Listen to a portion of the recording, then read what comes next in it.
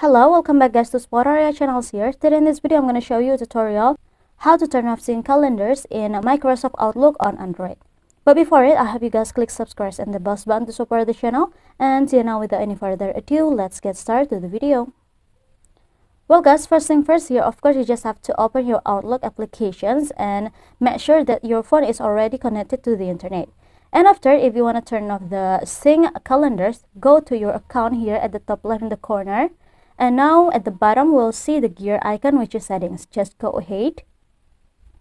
And after, in this settings, you just have to scroll it down again until you'll find the calendars options like this. Now go ahead. As you can see on my calendars, it's syncing, yeah guys. So if you want to turn it off, you just have to tap on the toggle beside the sync calendars like this.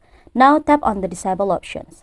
As you can see, the toggle is already turned off, so there are no sync calendars again on my Microsoft Outlook. And I think it's enough. Thank you guys for watching this video. Don't forget to leave your like and comments below, and I'll see you soon on the next one.